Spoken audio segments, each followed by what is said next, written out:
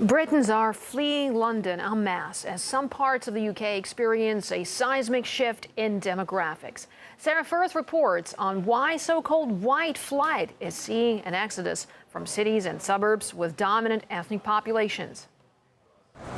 London, a multicultural hub known for its thriving diversity spanning the centuries.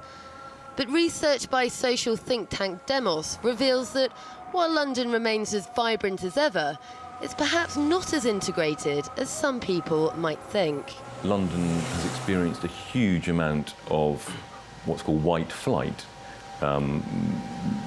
Lower income white people, mainly in the outer suburbs, leaving London because they think it's changed too fast for them.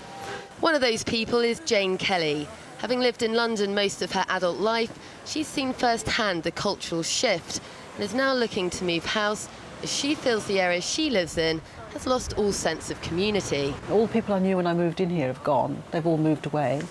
And there are now mostly flats with very transitory population.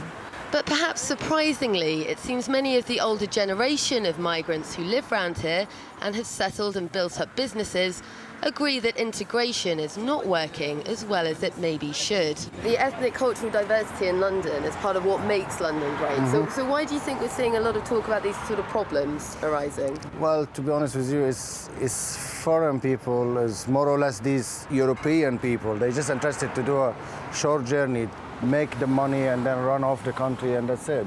There's no investment return to the country. There's nothing to rebuild the country. It's only for themselves to make money, and that's, you know, that's what they're interested for. I mean, I've been to this country when I was like 22 years old. Now I'm 43 years old. So I'm investing in business, I'm doing so many things in this country, paying tax back into the country, and, you know, doing that. That's the way it has to be. In London, white Brits now make up just 45% of the capital's total population. We're here at one of London's busiest train stations and in the working week, a commuter hub. Now, over the course of a decade, London saw its white British population fall by more than 600,000 people, whilst in the commuter towns on the outskirts and the populations become more ethnically mixed. So we know that white Brits are leaving London behind. The question is why, and what effect, if any, it's having on the local communities they've left behind. Well, there's a certain amount of diversity, which is very nice in any city. But when the diversity becomes so extreme that you have almost like balkanised groups, that there are no actual traditional communities. All the traditional communities are outnumbered completely by newcomers, and the newcomers keep on and on rolling in. It has a very alienating effect. What's been seen across the UK for a long time has been most acute in London. But the figures aren't the full story.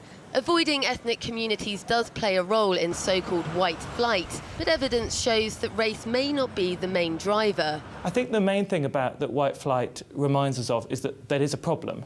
The mistake it makes is it says that problem is just about ethnicity. It's not. It's about age, and it's about mixing between people of different incomes, and we need to address all these things together.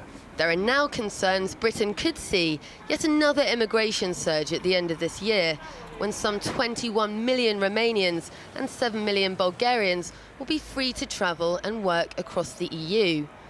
Only a fraction of those are forecast to actually come here. But previous immigration underestimates, coupled with white British relocation, are changing the face of London's ethnic makeup, without much understanding of what the full ramifications of that might be.